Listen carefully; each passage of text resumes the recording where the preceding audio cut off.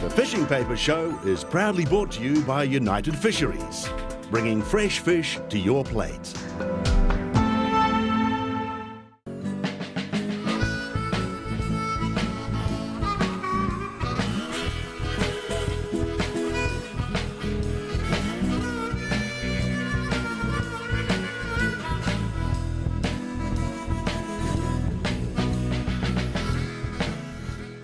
Hello and welcome. I'm Crimpy and it's nice to have you along. This week on the show, spey fishing. Now that's a technique for salmon fishing that's set to sizzle this season. Try and say that when you're not sober. And we explore a fishing technique which is really taking hold in the country at the moment. But first, a message from the Mafia. Now, for those of you who have just joined the show, I'll get you up to date. I'm married to an Australian of Dutch-Italian extraction, and she owns her own pasta making machine. If you've seen one of those, they've got a whole lot of little blades, and I constantly live in fear of having a tender part of my anatomy shredded if I get it wrong, and apparently I have.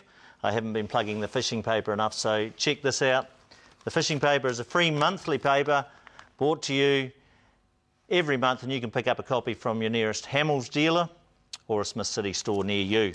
All right, joining me in the shed this week we have from Hamels, Lindsay Barnes. Welcome back. Yeah, good to be here, Crimpy. Yep. Well, I hope so. You've been a regular. And also Doug Yaxley from the Canterbury Kayaking Club. Pleased to see you. Yeah, Crimpy. Nice to have Thank you here. Now, listen, you know that there's a show superstition that says it's bad luck to be on the show for the first time without bringing a gift. But before that, there is another superstition if you're going on boats. Did you know that it's bad luck to step onto a boat if you meet a redhead first? Did you know that? I did not know that, no. No, apparently it's really bad luck to step on a boat if you've met a redhead. But bad luck can be averted if you talk to her before she talks to you. So bear that one in mind. Now, Doug, thank you very much. When I said that you had to bring me a gift for your first time on the show, I was not expecting a kayak.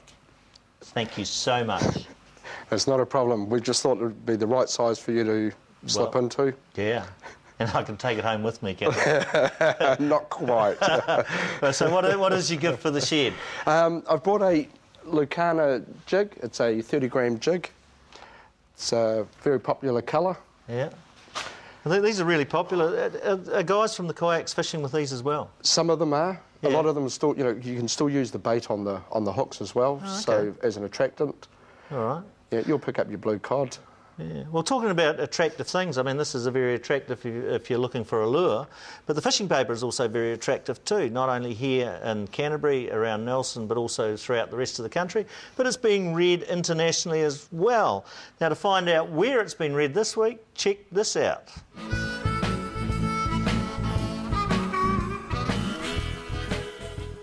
Okay, here we have Rafiki Azebo and Atu Mashuda. They look like typical village fishers, but nothing could be further from the truth. Both men are actually undercover agents working for the Mozambique Police Department on a covert assignment to stop the illicit trade of powdered dik-dik pizzle out of nearby Angola. The organs of the very rare miniature antelope are sun-dried and ground to a powder that fetches unprecedented amounts on the black market. Now, the agents are trying to track down the drug lord responsible for this, one Steve Terry. And hopefully they'll track him down and put him away.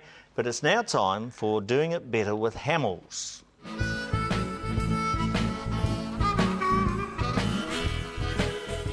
And it's that time of the year where people have salmon on their mind, and hopefully salmon on their dinner plate. Lindsay Barnes from Hamels. Salmon is, I guess it's the big thing for Canterbury anglers, isn't it? Oh, yeah, definitely. From now right through till the end of March into April, it gets into people's heads and they've just got to get out and have a go at them. The big run, of course, is after Christmas, is it? Yeah, pretty much. Sort of November, early December, there can be an initial run, and then it'll quieten off a bit, and then you'll get a main run sort of start sort of late January, and it'll continue on through, hopefully, into April sometimes. I know with modern fishing now, we've got advancements. We'll talk to Doug shortly. He's got a kayak in here. People are always looking for the edge in terms of catching the fish, the latest innovation. Now, one we alluded to in the title, in the introduction to the show, was spey fishing, and we talked briefly about that on an earlier show. Can you get us up to date on what spey fishing actually involves?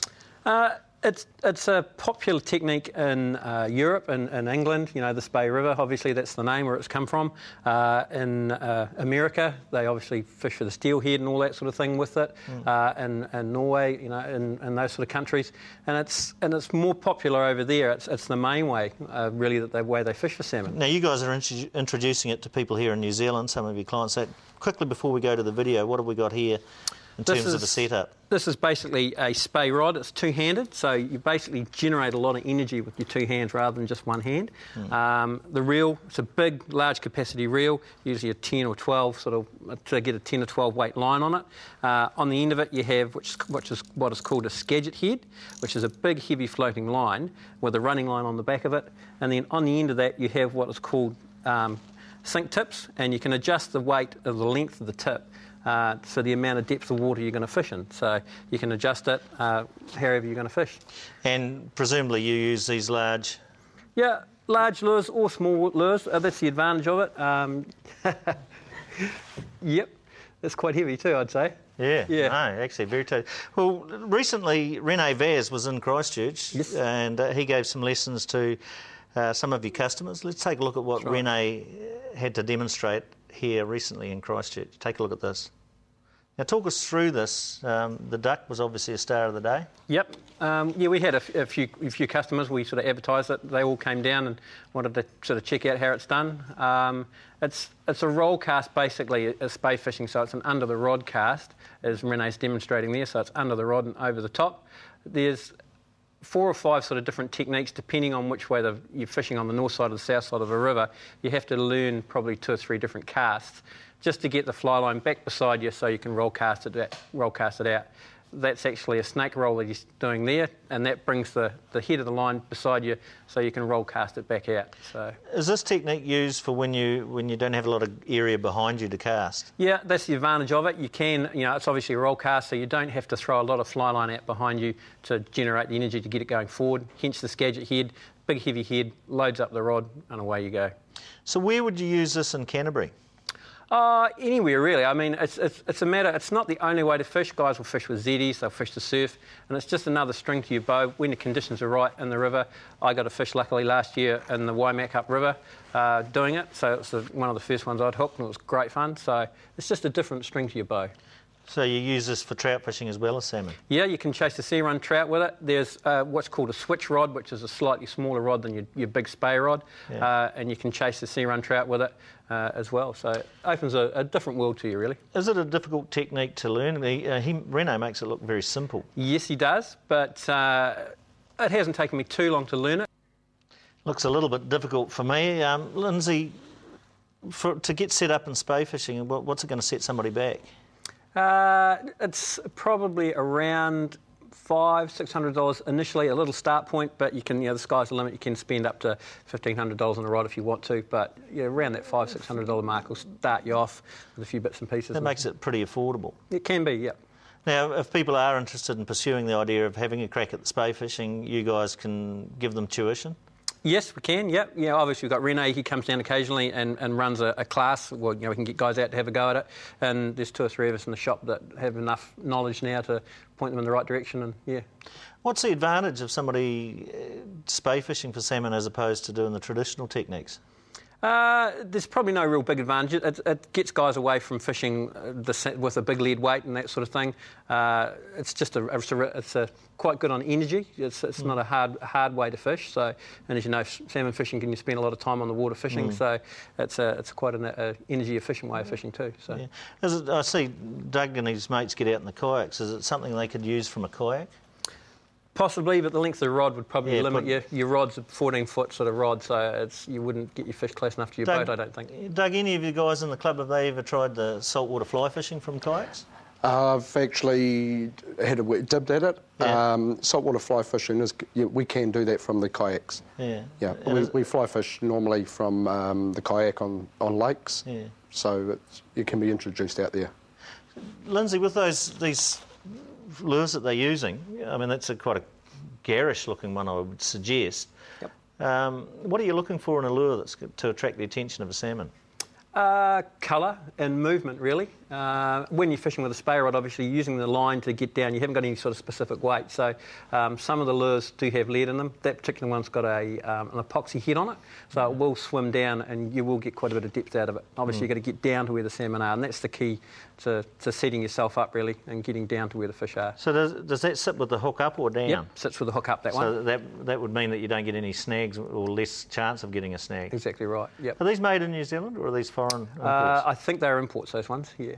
But, you know, they don't have to be that big. You can, when the river's very low and clear, which is another good time to do it, you can get down into smaller lures, and salmon generally will take a lot better once in that situation. So you can fish small, lightweight lures as well.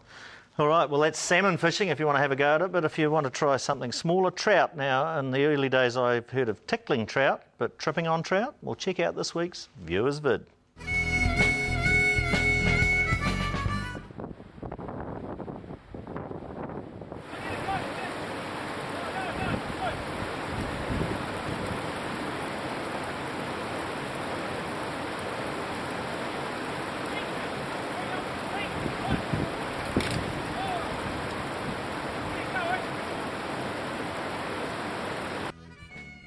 Send in your viewers' vids to PO Box 9001 Annesbrook, Nelson, or email me at crimpy@extra.co.nz.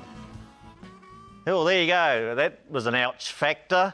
Now, stay tuned because when we come back after the break, it's whitebait season. Have the bait been running? Well, we'll check it out very shortly. Stay tuned.